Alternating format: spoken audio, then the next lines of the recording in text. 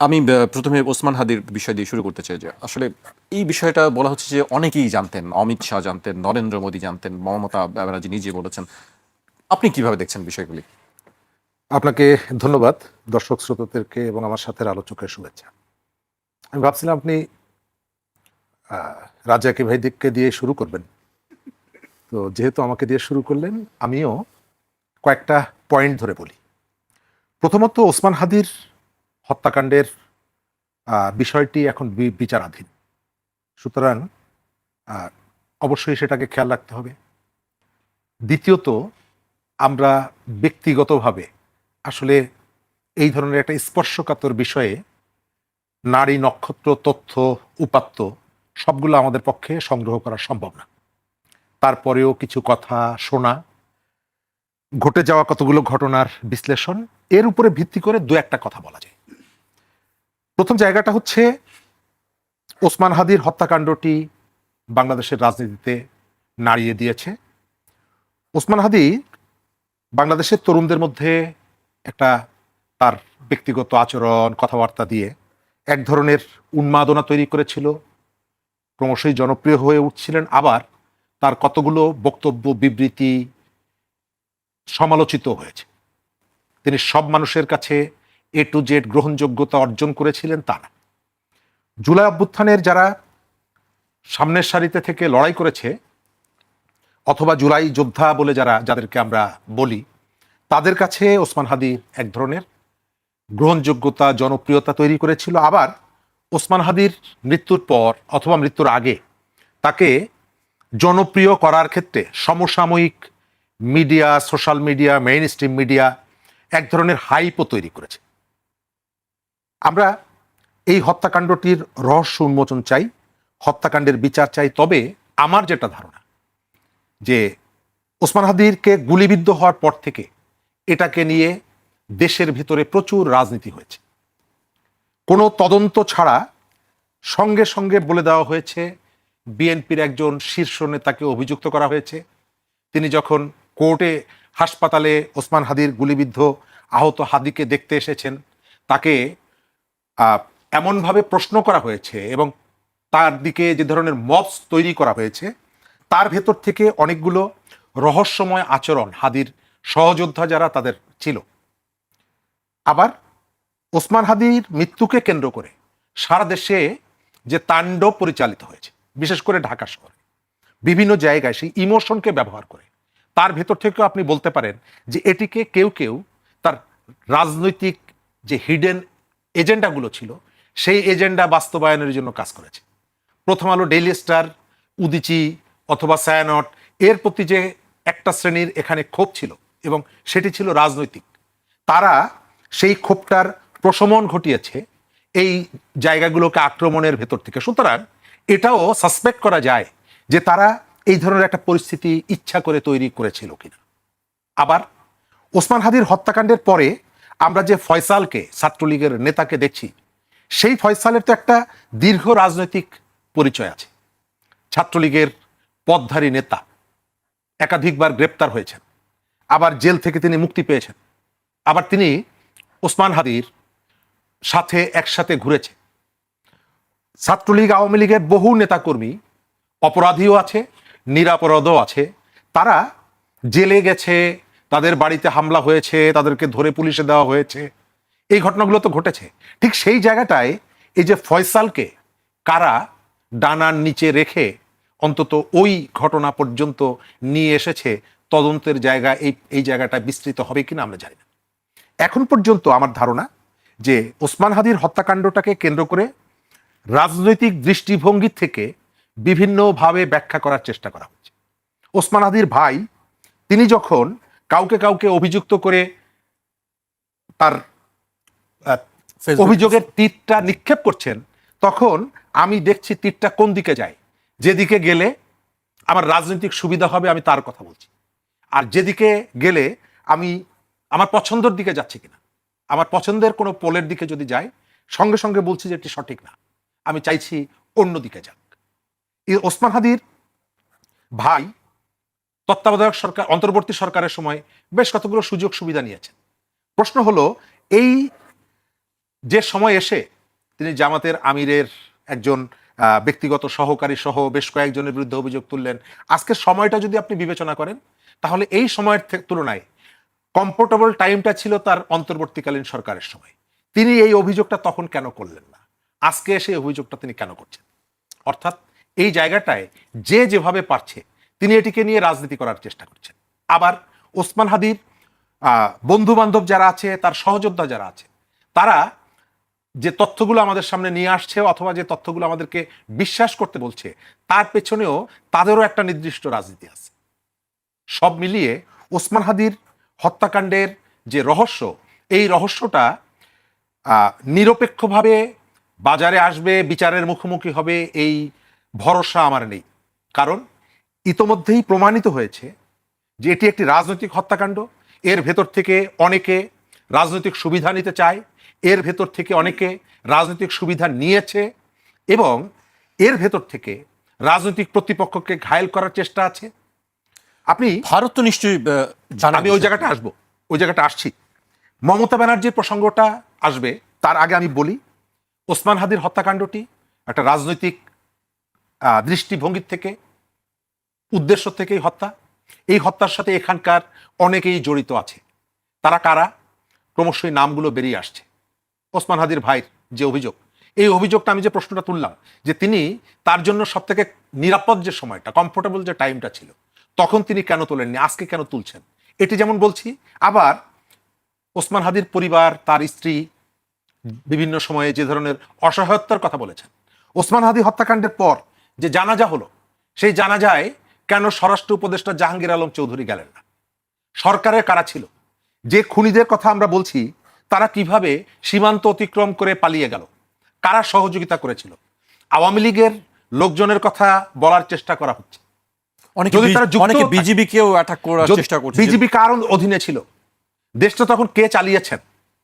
আপনি একটার পর একটা ঘটনা যদি সামনে নিয়ে আসেন, তাহলে আমি তো সব থেকে বড় অভিযোগ করব আমাদের ওই সময় যে সরকার আছে, যে সরকারটা ছিল, সেই সরকারটাকে।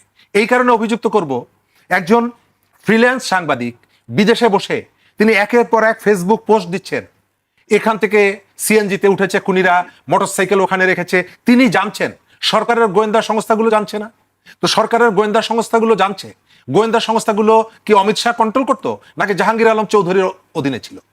তার অর্থ হলো, আপনি ভারতের যে অভিযোগ, এই অভিযোগ আমি উড়িয়ে দেই না। ভারত তার বিভিন্ন জায়গায় অন্তর্ঘাতমূলক তৎপরতা চালায়। আপনার মনে আছে কিছুদিন আগে কানাডাতে তারা খালিস্তান আন্দোলনের সাথে যুক্ত একজন শিখকে হত্যা করার পর ভারতের বিরুদ্ধে যে অভিযোগটি উঠেছিল, এবং সেটি নিয়ে তাদের মধ্যে যে সম্পর্কের পারদ অনেক নিচে নেমে এসেছিল। সুতরাং তাদের স্বার্থে যদি আঘাত লাগে, অন্তর্ঘাতমূলক তৎপরতা পরিচালনার ইতিহাস তাদের আছে। আমি তাদেরকে অভিযোগের বাইরে রাখছি না, কিন্তু আমি প্রশ্ন তুলছি যে আপনার বাড়ির মধ্যে উঠানে এসে এই হত্যাকাণ্ডটি ঘটিয়ে তারা চলে গেল, আপনি কেন তাদেরকে ধরলেন না? এবং যথেষ্ট সময় এখানে ছিল, যখন একজন ফ্রিল্যান্স সাংবাদিক তিনি খুনিদের গতিবিধির কথা বলে দিচ্ছেন, সেই সময় আপনি সীমান্ত সিল করেননি কেন? আমাদের স্বরাষ্ট্র উপদেষ্টা তিনি কেন তার জানাজায় অংশগ্রহণ করলেন না? এই বিষয়গুলো অবশ্যই যদি তদন্ত হয় নিরপেক্ষভাবে, অবশ্যই এই বিষয়গুলো সামনে আনতে হবে। মমতা ব্যানার্জির জায়গাটা আমি শেষ করে দিই। মমতা ব্যানার্জি হচ্ছে একজন স্ট্যান্ডবাজ রাজনীতিক।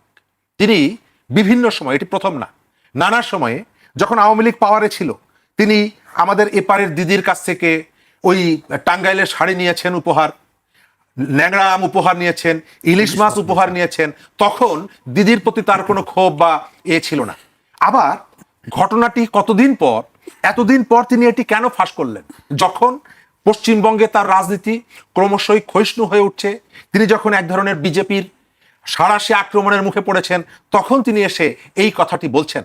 তার অর্থ হচ্ছে যে তিনি এতদিন কেন বলেননি? তিনিও কি এর ভেতরে এই ঘোলা জলের মধ্যে মাছ শিকার করতে চাইছেন কিনা? কে কোন ঘোলা জলে মাছ শিকার করতে চাইছে এটা হয়তো রাজ্জাকি ভাই বলতে পারবেন বা আজ করতে পারবেন। আপনার কাছে কি মনে হয় আসলে পানি কে ঘোলা করছে, মাছ কে ধরতে চাইছে? আসলে আর প্রশ্ন আর করবেন কি, এটার আলোকিত বলতে হবে। এইটা শরীফুজ্জামান যা বলছে পুরোটাই বলে দিচ্ছে। এখানে আমার বলার কিছু আছে বলে আমার কাছে মনে হয় না, কারণ টোটালটা আপনি যত কথাই বলি বাইরে থেকে আমাদের লোক মুখে শোনা, পত্রিকায় প্রকাশ, সোশ্যাল মিডিয়ায় আসা, তার ভিত্তিতে আমাদের দুইটা কথা বলা, এর বাইরে তো কিছু না। ইনফ্যাক্ট আপনি বলেন বাংলাদেশে কেন, পৃথিবীর সব দেশেই ঘটনা একটা ঘটে যায়, ঘটনাটা ঘটলো, ঘটার পর ঘটে যাওয়ার সাথে সাথে কারা জানে, যারা ঘটাইছে। অন্যরা তো তদন্ত করে বের করবে, কিন্তু যারা ঘটাইছে তারা জানে। কিন্তু যখন ঘটাইছে তখন হয়তো তারা চিন্তাই করে নাই যে এই ঘটনার এত বড় ইম্প্যাক্ট হবে। কারণ হাদি, যেটা সে বলে গেল যে হাদি একটা জেনারেশন তৈরি করছিল, এবং সেই জেনারেশনটা এরকম, হাদি ছিল আধিপত্যবাদী। এখন আধিপত্যবাদী বলতে সে কি মিন করছে সেটা আমরা সবাই জানি। পাশাপাশি হাদি কি করছে, ইনকলাব মঞ্চ করছে। হাদি কিন্তু এনসিপিতে যোগ দেয় নাই, ইনকলাব মঞ্চ করছে। ইনকলাব মঞ্চ, এবং সে একটা জেনারেশন তার পক্ষে ছিল। এখন সেটাকে কোন শক্তি কখন কিভাবে নিতে পারে সেগুলো আমাদের বিবেচনার বিষয় থাকতে হবে। হাদির ঘটনা ঘটে যাওয়ার পর এটা রাজনৈতিক কাজে লাগানো হচ্ছে, নাকি তাকে যখন হত্যা করা হয় তখনই রাজনৈতিক উদ্দেশ্য ছিল? দুইটা ব্যাপার। কিন্তু যদি রাজনৈতিক উদ্দেশ্যে হত্যা করে তাহলে তার উত্থানটা হয়তো পছন্দ হয়নি, এই কারণে তাকে হত্যা করা। আর যদি পরে রাজনৈতিক বিষয় বানানো হয় তাহলে সে মারা যাওয়ার পর সেটাকে ক্যাশ করা। দুইভাবেই সে রাজনৈতিক। এখন আসেন, সে যেহেতু ইনকলাব মঞ্চ করে না, ইতিমধ্যে কিন্তু আপনার একটা পুলিশ রিপোর্ট হয়েছিল এই হাদি হত্যাকে নিয়ে, সেটা গত 15ই জানুয়ারি 2026-এ সাবমিট করা হয়েছিল। সেখানে নারাজি দেওয়া হয়েছে ইনকলাব মঞ্চের মহাসচিব, না সাধারণ সম্পাদক, যেই হোক, জুবের নাকি জুবের, সে বোধহয় এটাকে নারাজি দিছে। নারাজি দেওয়ার মানে হচ্ছে এই যে পুলিশ রিপোর্টে যে বয়ানটা দেওয়া হয়েছে আমি সেটা এগ্রি করি না, এই তো। এগ্রি না করার মানে হচ্ছে পুলিশটা সেখানে একটা ঘটনার বিবরণ দিছে, তাইলে এটা রাজি না হওয়ার মানে এর বাইরে আর একটা ঘটনা আছে। সেই ঘটনা নিশ্চয়ই সে জানে। এই ঘটনাটা ঘটনা না মানে হচ্ছে আমার আর একটা ঘটনা জানতে হবে, তা না হলে পুলিশ যে ঘটনা দিয়ে বলবে সেটাই চূড়ান্ত। কিন্তু যেহেতু নারাজি দেওয়া হয়েছে তাহলে এটা একটা সোর্স যে কি ঘটছিল, এটা একটা সোর্স যে আপনি নারাজি দিছেন, কেন দিলেন, এই ঘটনার আড়ালের ঘটনা কি। আবার আসেন ফয়সাল সাহেব, যে ফয়সাল এই যে আসামি যিনি হত্যাকারী বলা হয়, এটা সে বলে গেছে শরীফ ভাই যে তাকে ধরা হইল মেঘালয় থেকে ক্রস করে, মানে তারপরে তাকে পশ্চিমবঙ্গে, দ্যাট ইজ কলকাতা পর্যন্ত নেওয়া হয়েছে। এখন তার আগে সে 2বার গ্রেপ্তার হয়েছে এবং জামিন পাইছে, সেটা সম্ভবত 5 আগস্টের পরে। 5 আগস্টের পরে একটা সেন্সিটিভ ইস্যু। যিনি গ্রেপ্তার হইলেন তাকে বলা হয় যে মানে পরাজিত শক্তি যেটা ছিল 5 আগস্টের সেই ঘটনার, তাহলে সে জামিন পাইছে, তাকে আওয়ামী ঘটনার কোনো লয়ার জামিন করার নাই, কারণ আওয়ামী ঘটনার লয়ার যারা দাঁড়াইলেই জামিন হবে তারা সেখানে নাই তখন দেশে, তাইলে তার জামিন করানো হয়েছে। যারা জামিন করানো হয়েছে সে যদি শুধু প্রফেশনাল দায়িত্বে কইরা থাকেন সেটা এক কথা, আর যদি সে তো আর্মস সহ, তার বিরুদ্ধে আর্মসের মামলা ছিল, সেই অবস্থায় যদি তারপরেও সে জামিন পেয়ে যায়, সেখানে তো বুঝতে হবে তাহলে কি এই জামিনের পিছনে, কারণ সে একটা ক্ষমতাধর আসামি বোঝা যায়। কেননা উনি যে একজন জার্নালিস্টের কথা বললো, সে ধারাবাহিক বিবরণ দিতেছে এখান থেকে মোটরসাইকেলে কিল করার পর ওই মোটরসাইকেল থুইয়া সিএনজি তুটলো, তারপরে জীব রক্ষিত ছিল, এইভাবে গিয়ে উঠছে, তাহলে বোঝা যায় তাকেও এই মামলার সাথে সম্পৃক্ত করা দরকার। কারণ এত বড় বয়ান সে কিভাবে জানলো, তার গতিবিধি পর্যন্ত সে জানছে।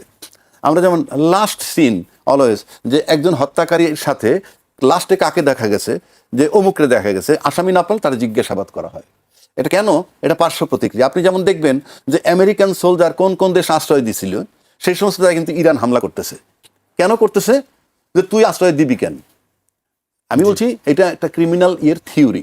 তা সেক্ষেত্রে সেই ফয়সাল সাহেব আসামি কিন্তু ধরা পড়ছে, ধরার পর কিন্তু আমরা আজও তাকে ফেরত আনতে পারি নাই। চেষ্টা চলছে, কূটনৈতিক না ঠিক আছে, আমরা আনতে পারি নাই। না আনতে পারি না, আমরা এই জিনিসটা আনার চেষ্টা চলছিল, আমরা সে জায়গায় সীমিত ছিলাম। কিন্তু এই বিষয়টাকে চট করে আলোচনায় নিয়ে আসলো পশ্চিমবঙ্গের সাবেক মুখ্যমন্ত্রী। উনি সম্প্রতি বললেন হাদি হত্যার বিষয়, হাদি হত্যার যে আসামি, ওনার কাছ থেকে আমরা জানলাম মেঘালয় থেকে ঢুকে তারপরে পশ্চিমবঙ্গ, তখন নাকি ভারতের অমিত শাহ স্বরাষ্ট্রমন্ত্রী তাকে ফোন করেছেন, এবং ফোন করে এমন কথাও বলেছেন যে এইটার বিষয়টা বেশি বাইরে যেতে না যায় খবরটা, এরকম এই ধরনের। এখন প্রশ্ন হচ্ছে যে যেই হত্যাকাণ্ডে ভারতকে জড়াইয়ে ফেললেন ভারতের মুখ্যমন্ত্রী, আমরা কিন্তু জড়াই নেই, ভারতের সাবেক একটা মুখ্যমন্ত্রী জড়াইয়ে ফেলছে, এবং সেই আসামিটা এখন ভারতেই আছে এবং সম্ভবত পশ্চিমবঙ্গেই আছে। সেক্ষেত্রে আমার কাছে মনে হয় আমরা কি জড়াবো? তার আগে তো তার দেশের লোকই তাকে জড়াইয়ে দিল। এখন যে প্রশ্নটা আসে, আপনি কি তাহলে জড়াইতেন না? এইদেরকে জড়াতেন না যদি আপনি নির্বাচনে জয়লাভ করতেন। কারণ আপনি তো অনেক আগের থেকেই জানেন, তখন তো বলেননি। নির্বাচনে জয়লাভ করেন নাই কারণের পরে যদি বলে থাকেন, তাহলে কি আমরা ধরে নিব যে রাজনীতির যে থিওরি, যে কোনো গভর্নমেন্টকে আনস্টেবল করা, আপনি কি আনস্টেবল পার্ট হিসেবে দেখতেছেন এটাকে? মানে আপনার যে পশ্চিমবঙ্গের সরকার, তাকে আনস্টেবল করা আপনার লক্ষ্য কিনা? যদি আনস্টেবল করার লক্ষ্য না হয়, যদি আমাদেরকে কোঅপারেট করার লক্ষ্য হয়, তাহলে তো আপনি আরো আগে এটা বলতে পারতেন। 1 নম্বর। 2 নম্বর, আপনি কি কখনো আমার এখানে যে প্রত্যাবর্তন চুক্তি, আসামি ফেরত দেওয়ার যে চুক্তি আছে, সেই মোতাবেক আপনি কি কখনো কোনো কথা বলছিলেন? আপনার ওই তখন ভারতের মুখ্যমন্ত্রী হিসেবে আপনি কি কোনো পদক্ষেপ নিছিলেন? আপনি কি সেন্ট্রাল গভর্নমেন্টের সাথে আলোচনা করেছিলেন? করেননি তো। তাহলে আমার প্রশ্ন হচ্ছে যে, যেই হত্যাটা নিয়ে আমরা আসি, আমরা একটা রিপোর্ট দিছি, সেই রিপোর্টে আমরা খুশি না, আমরা নারাজি দিছি। এখন আপনার আসামি আনার চেষ্টা আমরা করতেছি, আনলে জট খুলবে হয়তোবা। কিন্তু আপনি এখন এই মুহূর্তে আমার কাছে এই কথা বলা, মানে একটা বললেন বাংলাদেশে উত্তাল হয়ে যাবে। তাহলে আপনাকে উত্তাল করাটা উদ্দেশ্য কিনা? আপনি বললে উত্তাল হয়ে যাবে, কথাটার মানে কি? আপনার দেশে উত্তাল হয়ে যাবে। আপনি যদি সত্যের পক্ষে থাকেন, ন্যায়ের পক্ষে থাকেন, তাহলে তো বহু আগেই আপনার স্টেপ নেওয়া উচিত ছিল যে বাংলাদেশের সাথে যে চুক্তি আছে, সেই চুক্তি মোতাবেক আসামিটাকে দিয়ে দেওয়া হোক। সেটা তো, সেই স্টেপটা আপনি তখন নেননি। এখনো আপনি বলতেছেন অমিত শাহ কি বলছে সেটা বলেননি, বললে পরে উত্তাল হয়ে যাবে। মানে এটাকে আমরা কিভাবে নিব? আসলে আমাদের এই আঞ্চলিক রাজনীতি বলেন, আমার দেশের রাজনীতি বলেন, আমরা সব জায়গায় না আস্থাহীনতার জায়গায়। শরীফ ভাই যেটা বলছিলেন যে মমতা ব্যানার্জির স্ট্যান্ডবাজি, এটা কি সেরকম? আমি তো স্ট্যান্ডবাজি কথাটা তুমি বলছেন, একই কথাটা আমি রিপিট না করে আমি একই জিনিস বললাম যে আপনি তখন বললেন না কেন? বা আমার যে চুক্তি মোতাবেক ফেরত দেওয়ার কথা, আমি সেটাও তো আপনি স্টেপ নিতে পারতেন। আমরা তো এইসব বিষয়ে আপনার মুখ থেকে কোনো কথা শুনিই নাই, এখন শুনতেছি। এখন যেমন আমার এখানে শুনতেছি যে জামাতের আমির সাহেবের একজন পিএস এর নাম পাওয়া গেছে। সেটা কোত্থেকে? ওমর হাদি তার বড় ভাইয়ের কি ফেসবুক স্ট্যাটাস থেকে তার নাম পাওয়া গেছে। এই পাশাপাশি এই বার্তাও আছে যে ঢাকা 8 আসন যেটা ছিল, সে নির্বাচনের প্রস্তুতি নিতেছিল এবং তার যে একটা জোয়ার হইতেছিল আমরা দেখতেছিলাম, সেখানে অনেকেই সন্দিহান হয়ে গেছে। কথিত আছে এরকমও যে 2 দল তাকে টানাটানি করতেছিল যে কে কাকে তাকে গিয়ে নমিনেশন দিবে। বাট ওটা তো ইনফ্যাক্ট মির্জা আব্বাস সাহেবের সিট, এবং তারপর যখন এই টানাটানি একটা কথিত, আমরা দালিলিক ভাবে বলতে পারবো না, কথিত যখন ছিল, প্রমাণ নেই, হ্যাঁ প্রমাণ নেই, কিন্তু কথিত ছিল। তা কথিত থাকলে তখন তীর দিয়ে দিল মির্জা আব্বাসের দিকে। উনি নাম বলেন না, আমি বললাম। এবং মির্জা আব্বাস সাহেব তাকে দেখতে গেছিলেন। যত কথাই বলেন, মির্জা আব্বাস সাহেব তো কাজটা ভালো করছেন, যে একটা লোক হত্যা হয়েছে আমি দেখতে গেছি। কিন্তু আপনারা তাকে দেখতে তো দেনই নাই, উপরন্ত যাচ্ছে তাই ব্যবহার করে তারাই দিচ্ছেন। তাহলে আজকে সেদিন যে মির্জা আব্বাসরে আপনারা করতে চাইছিলেন, সেই জায়গাটা কি আপনারা থাকতে পারলেন? আজকে তো মির্জা আব্বাস ব্যক্তির চেয়ে তো মুখ্যমন্ত্রী, পশ্চিমবঙ্গের মুখ্যমন্ত্রীও তো এটাকে ডাইমেনশন চেঞ্জ করে দিলেন। প্লাস জামাতের আমিরের নাম আসলো। তার মানে কি, এটা একটা নতুন দ্বার, অনেকগুলো ডাইমেনশন ওপেন হয়েছে। সুতরাং এটা তদন্ত করা আরো সময় সাপেক্ষ হয়ে গেল এবং এটা একটা জটিল জায়গায় চলে গেল। কারণ আপনি এতগুলো ডাইমেনশন, জামাতের আমিরের পাওয়া গেল, ওমর হাদির বড় ভাইয়ের স্ট্যাটাস, এদিকে মুখ্যমন্ত্রীর বক্তব্য, সবকিছু যদি আপনি মিলান, তাহলে বিষয়টা খুব জটিল একটা জায়গায় আমরা চলে গেলাম। আমার কাছে মনে হয় এটা চলতে থাকুক, তদন্ত চলুক, আমাদেরকে সামনের দিকে যাওয়া দরকার। সীমান্তের দিকে একটু দৃষ্টি দিতে চাই। সীমান্তে এক ধরনের কি বলবো উদ্বেগ, উত্তেজনা কাজ করছে। 2 দেশের মধ্যে পতাকা বৈঠক হয়েছে, বিজিবি বিএসএফ, সেখানে পতাকা বৈঠকে খুব বেশি ফলপ্রসূ কোনো কিছু হয়নি। আমরা যে খবরগুলো আছে, বিজিবির যে প্রেস রিলিজ আজকে দেওয়া হয়েছে, সেখানে বলা হচ্ছে যে 10টি তারা পুশিনের ঘটনা বিভিন্ন সীমান্তে, এবং আরও যেসব তথ্য আছে যে অনেক বাংলাদেশি তারা বলছে যে তাদেরকে সেখানে জড়ো করে রাখা হয়েছে, তাদেরকে পাঠানোর চেষ্টা করা হচ্ছে। আমার প্রশ্ন যেটা, বা সবার প্রশ্ন যেটা, যে কোনো ধরনের 2 পক্ষ সরকারের কোনো আলোচনা ছাড়াই, কূটনৈতিক তৎপরতা ছাড়া রাত্রের বেলা কেন তাদেরকে পুশিনের চেষ্টা করা হয়, দিনে কেন নয়? ধন্যবাদ। তার সাথে আগের অংশের দুটো জায়গায় একটু আমি যুক্ত করে দিই। জি। প্রথমত, ফয়সালের যে পরিচয়টা, খুনি ফয়সাল, সে ছাত্রলীগের নেতা ছিল এবং তার বিরুদ্ধে যে অভিযোগ রাজাকে ভাই স্পষ্ট করে বলেছেন, তাকে জামিন করানো হয়েছে, এই ধরনের একটা বক্তব্য আসছে। এবং এর জন্য বিএনপির একজন আইনজীবীকে অভিযুক্ত করা হয়, যা রাজাকে ভাই জিজ্ঞেস করেছেন, এটি তার পেশাগত দায়িত্বের জায়গা থেকেও হতে পারে, অথবা তিনি অন্য কোনো কারণও হতে পারে। আমি ধরে নিচ্ছি যে এটা পেশাগত জায়গা থেকে তিনি করেছেন। একই সাথে একটা প্রশ্ন করি, আওয়ামী লীগের শাহজাহান খান, তিনি জেলে আছেন, বা আওয়ামী লীগের অনেক নেতারা জেলে আছেন। আচ্ছা, কালকে যদি শাহজাহান খান জামিন পেয়ে যান, গতকালকে যেমনি ভাবে সেলিন হায়াত আইভী জামিন পেয়েছেন, তো আপনি কি তার বাড়িতে গিয়ে বসে থাকবেন? জামিন পাওয়ার ভেতর থেকে সেলিনা হায়াৎ আইভীর বিরুদ্ধে আপনার যে অভিযোগ, সেই অভিযোগকে আপনি প্রত্যাহার করে নিচ্ছেন? নিশ্চয়ই না। তাহলে ফয়সাল ছাত্রলীগের নেতা, একজন মানে চিহ্নিত অপরাধী, তাকে বিএনপির একজন নেতা জামিন করার সঙ্গে সঙ্গে আমি তাকে সাথে নিয়ে ঘুরবো, মোটরসাইকেলে বেড়াবো, তারপরে তাকে নিয়ে মিছিল করব, এর ভেতরে কি কোনো রহস্য নেই? আমি ফয়সালকে দেখলাম যে ওসমান হাদি বা তার বন্ধু বান্ধব যারা তাদের সাথে ঘুরছে, এটা আমরা প্রকাশ্যে দেখছি। গোপনে আর কেউ কারোর সাথে অন্য কারোর সঙ্গে ছিল কিনা এটা কি আমি জানি না। তার অর্থ হচ্ছে যে এদের অনেকের এমন কতগুলো কাজ, যে কাজগুলো আমরা জানতাম না বা আমরা দেখিনি, কিন্তু আজকের যে প্রেক্ষাপট এবং হত্যাকাণ্ডের যে প্রেক্ষাপট, তার সাথে অনেকগুলো রহস্য এর মধ্যে লুকিয়ে আছে।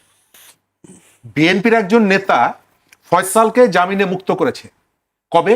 ওসমান হাদির হত্যাকাণ্ডের বা গুলি করার আগের দিন বিকালবেলা না, তা অনেক আগে।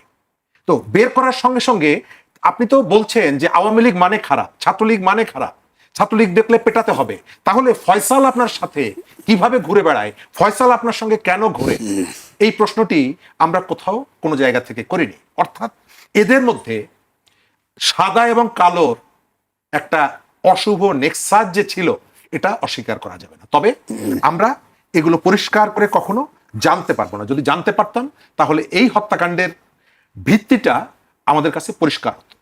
আমাদের রাজনীতিতে এই হত্যাকাণ্ডটিকে একটা বিভাজনের জায়গাটায় একটা বড় রকমের বিভাজন তৈরি করবে। আর মমতা ব্যানার্জি এই বক্তব্যের ভেতর থেকে সেখানেও সম্ভবত তরুণদের মধ্যে বলেন বা এই হাদির যে স্পিরিটটাকে যারা ওন করত, তাদের নিজের দিকে টানার কোনো উদ্দেশ্য ছিল কিনা, আছে কিনা আমরা জানি না। রাজ্জাক ভাই যথার্থ বলেছেন যে যখন এই খুনিকে বা সন্দেহভাজন খুনিকে গ্রেপ্তার করা হয়েছে, তখন মমতা ব্যানার্জি পশ্চিমবঙ্গের মুখ্যমন্ত্রী, তিনি ফেরত দিতে উদ্যোগ কেন নিলেন না? যখন তার সরকার অমিত শাহ বা বিজেপির দ্বারা চাপের মুখে পড়েছে, তখন আধা আধি বললেন, পুরোপুরি কিন্তু বললেন না। সীমান্তের যে ব্যাপারটা বলছেন, সীমান্তে ব্যবস্থাপনাটা এটা ট্র্যাডিশনাল যে রিলেশন, সেই রিলেশনের সাথে যায় না। এর সাথে রাজনীতি, ধর্ম, অনেক কিছু আপনি মেলাতে পারবেন না। যদি পারতেন তাহলে পাকিস্তান এবং আফগানিস্তানের মধ্যে যে সংঘাত, সেই সংঘাতটা কিন্তু একই ধর্মের মানুষ, এবং আফগানিস্তানের যে সরকারটি বসেছে, তাদেরকে ক্ষমতায় বসানোর ক্ষেত্রে সব থেকে বেশি সহযোগিতার অভিযোগ যাদের বিরুদ্ধে, সেই দেশটি হলো পাকিস্তান। অথচ আজকে দুপক্ষ যেভাবে সংঘাত এবং সহিংসতায় জড়িয়ে পড়েছে, এর একটা বড় কারণ হচ্ছে সীমান্ত ব্যবস্থাপনা।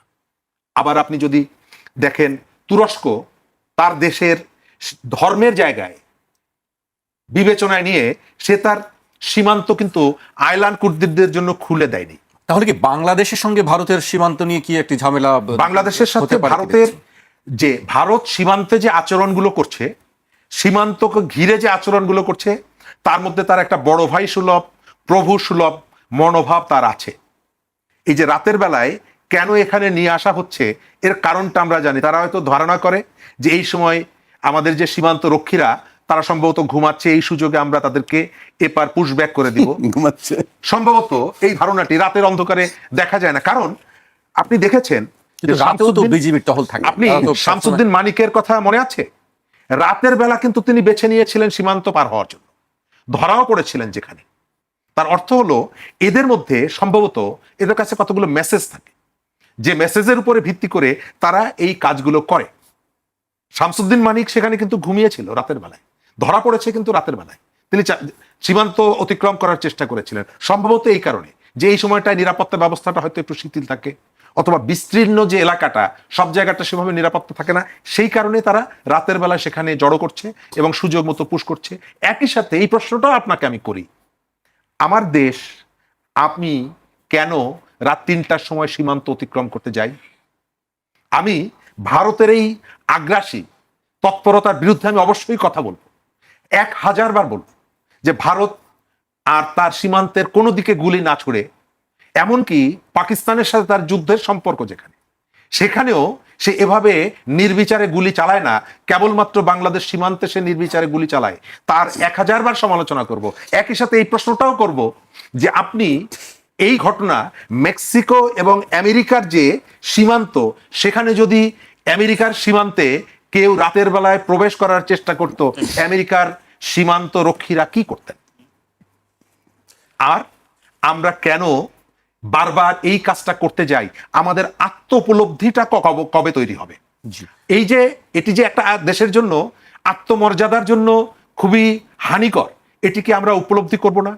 ভারতের সমালোচনাটা আমি করছি, কিন্তু আত্মসমালোচনা ভারতের লোকজন যেন এটি না শুনলে খুশি হব। আমরা কেন সীমান্ত অতিক্রম করে, আমাদের সীমান্ত কি বন্ধ, সিল করে দিয়েছে?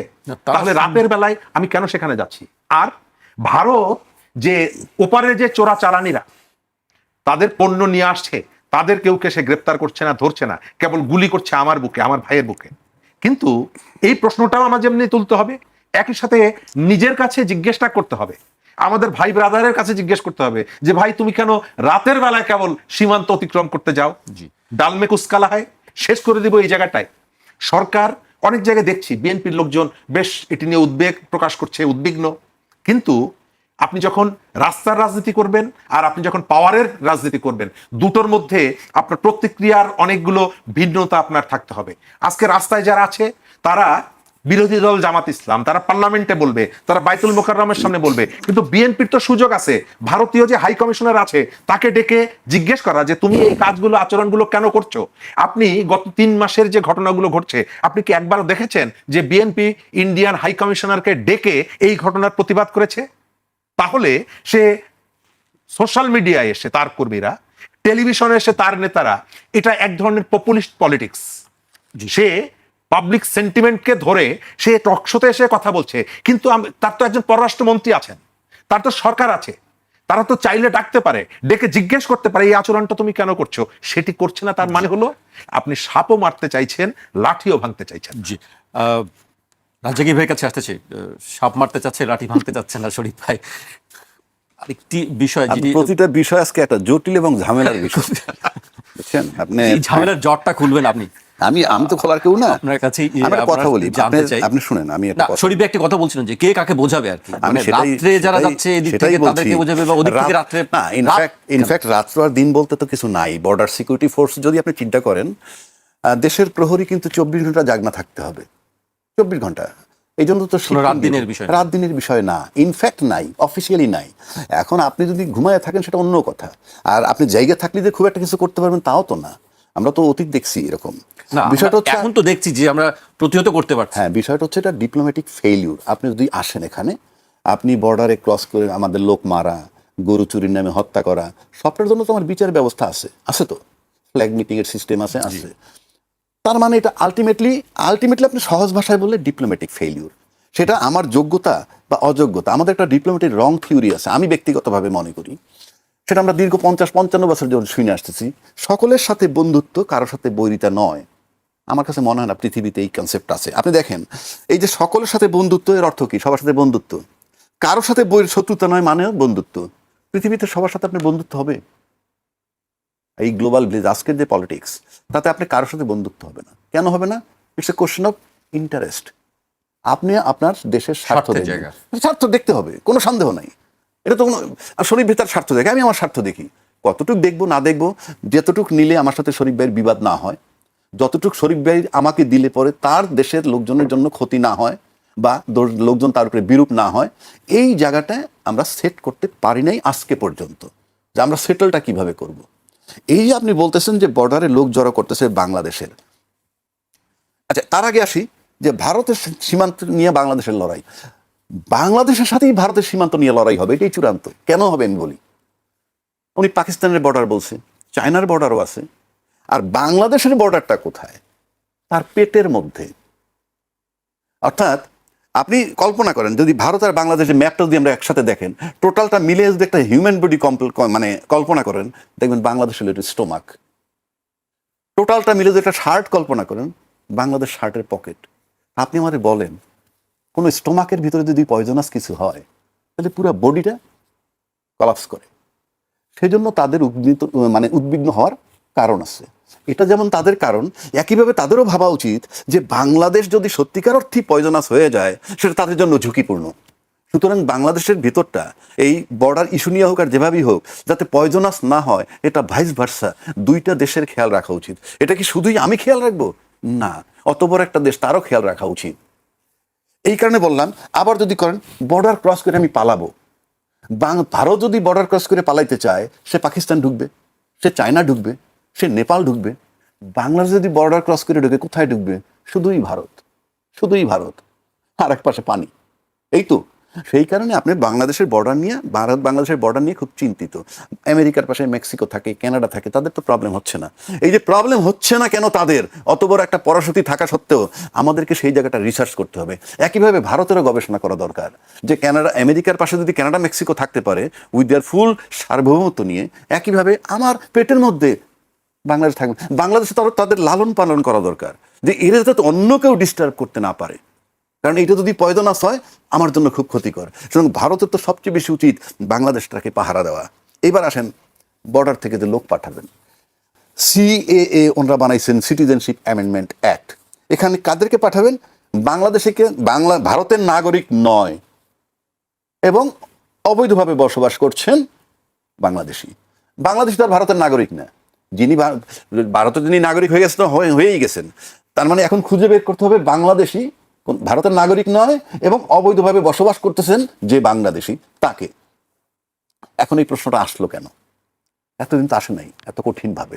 এই যে আসলো কেন, সেই জায়গাটা আপনাকে হাত দিতে হবে, সেই জায়গাটায় আপনাকে কাজ করতে হবে। আপনি এভাবে তো আটকাতে পারবেন না। যেমন সৌদি আরবে বলা হয়েছে যে চুরি করলে হাত কেটে দিবে, নারীর দিকে খারাপভাবে তাহলে চোখ তুলে দিবে।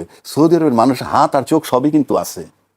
তার মানে হচ্ছে এই যে এই সিদ্ধান্তটা নিচ্ছি কেন, ওনারা নিচ্ছেন কেন, সেই জায়গাটা আমাদের কাজ করতে হবে।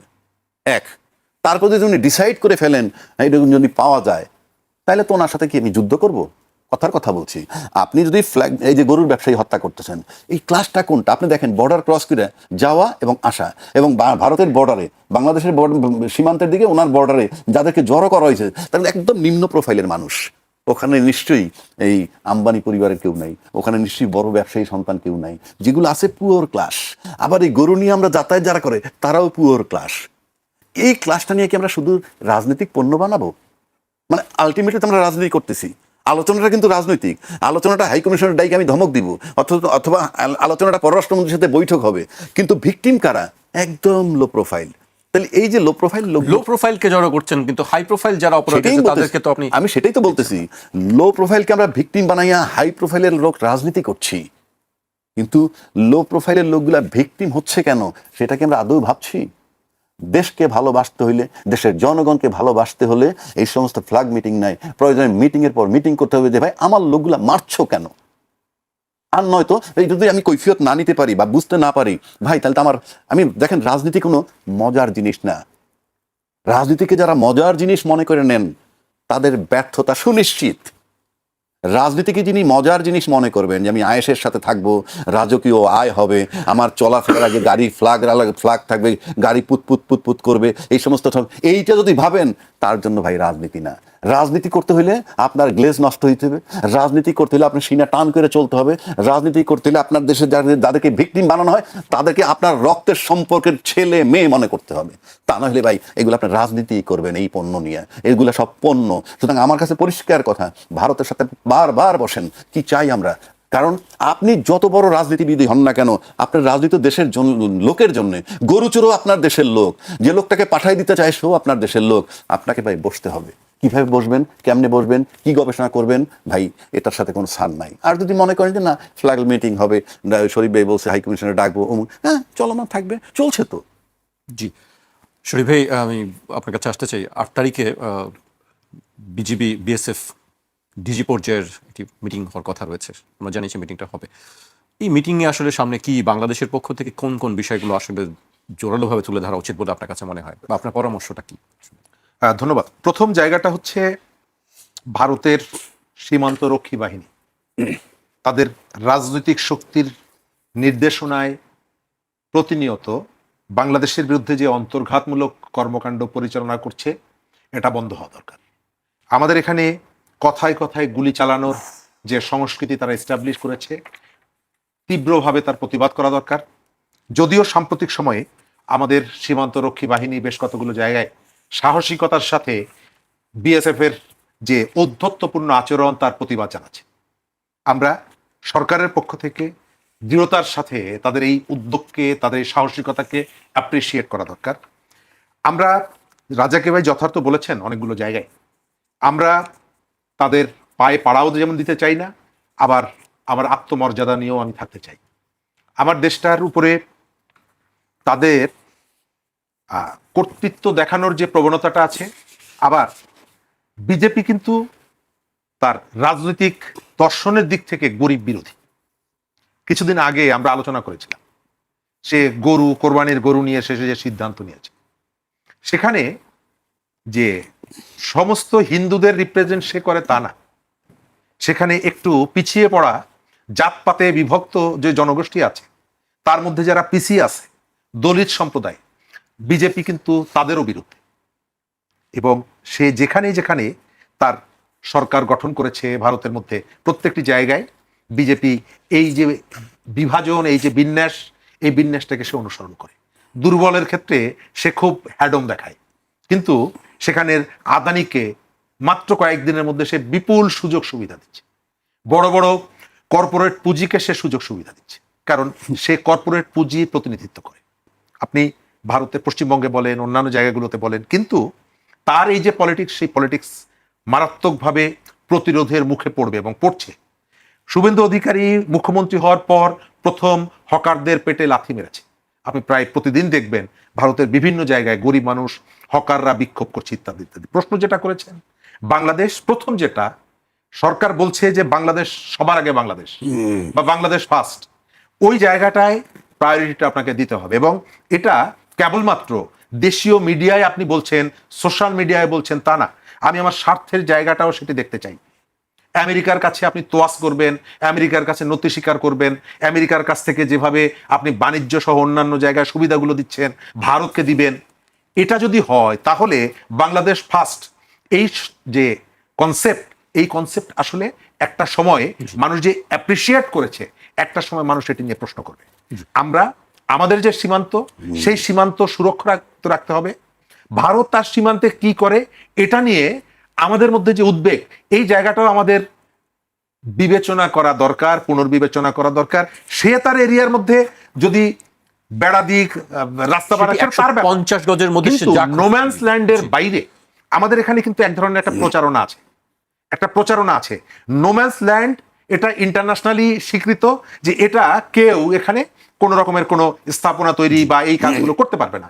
কিন্তু এর বাইরে সে যদি তার সীমান্তে প্রতিরক্ষামূলক ব্যবস্থা নেয়, এটা তো আমারকেও সে হেল্প করছে। জি, আমি শেষ করবো, রাজাকি ভাইকে দিয়ে শেষ করবো। রাজাকি ভাই, আসলে সামনে যে বৈঠক আছে, সেই বৈঠকে কি বাংলাদেশের পক্ষ থেকে কোন কোন প্রস্তাবগুলো দেওয়া উচিত বলে আপনার কাছে মনে হয়? আমি সিম্পল মনে করি ভাই, জিওগ্রাফিক্যাল যে পজিশনটা আমার ভালো পজিশনে নাই আমি। মানে আপনি পৃথিবীতে এরকম দেশ খুব কমই পাবেন যা 3 দিক ঘেরা একটা দেশ। এটা যেভাবেই হোক, আজকে যদি আমি আরও পিছিয়ে যাই, এই বন্টনটাই ঠিক হয় নাই। ওইটা যদি, তো সেই বিতর্কে আমি যাচ্ছি না। আমাদের যেটা এখন করণীয় সেটা হলো এই, যে ভারত নিয়ে আমাদের ভাবতে হবে। 1 নম্বর, ভারতের সাথে শান্তিপূর্ণ সহাবস্থান আমাদের নিশ্চিত করতে হবে, এবং সেটা অবশ্যই একতরফা নয়, দোতরফা। এটা বলে পিসফুল কোএক্সিস্টেন্সটাকে সার্টেন করতে হবে। আর একটা জিনিস ভাবতে হবে যে ইন্ডিয়া আমার মানে 3 দিকে যেভাবে আছে, তাতে he may be my best friend and he may be my worst enemy. এই 2টা জিনিসই মাথায় রেখে আমাদেরকে বসে ডিপ্লোম্যাটিক্যালি, খুব কৌশলগতভাবে বসে, একেবারে ফ্রেন্ডলি বসে, যে ভাই আমরা 2টা দেশ সহাবস্থান করব। আপনারা আমাদের সার্বভৌমত্ব নিয়ে কথা বললেন না, আমার শিক্ষা ব্যবস্থা, আমার কালচার, আমার ধর্মীয় বিষয়, এগুলো নিয়ে কিছু বললেন না। আপনার আভ্যন্তরীণ ব্যাপারে আমি কোনো কথা বলবো না। দ্বিতীয় কথা হলো, আপনার সিকিউরিটি কনসার্ন আছে, নো ডাউট অ্যাবাউট ইট। আপনি আমাকে এনশিওর করেন, আপনার সিকিউরিটি কনসার্ন আমরা দেখব, আপনারাও আমার সিকিউরিটি কনসার্ন দেখবেন। এবং এইভাবে বসে আমরা, আমার কাছে মনে হয়, একটা সুন্দর শান্তিপূর্ণ আলোচনা করা দরকার। এইটা কনস্ট্যান্ট, এই যে আমাদের সেই স্বাধীনতার পক্ষ শক্তি বিপক্ষ শক্তির মতো 55 বছর যাবত আমরা সেই বাউন্ডারি নিয়ে লড়াই চলতেছে, এর একটা অবসান দরকার। এবং সেটার জন্য আমি মনে করি বারবার বসা দরকার তাদের সাথে। ভাই, মানুষ তো আমরা সব, মানুষ চেঞ্জ হয় না, কেন হবে না? আজকে আমাদের রাজনীতিবিদরা এক সময় এক একজন কোথায় ছিলেন, আজকে চেঞ্জ হয়েছে না? অনেক রাজনীতিকে তো অনেক মেরুকরণ চেঞ্জ হয়। আমার কাছে মনে হয় সেই জায়গাটা আমাদের বসা দরকার, এবং কন্টিনিউয়াস প্রসেস এটা না হওয়ার কি আছে। জি, সেই প্রচেষ্টাই হয়তো চলতে থাকবে। আপনাদেরকে অনেক ধন্যবাদ আমাদেরকে সময় দেওয়ার জন্য।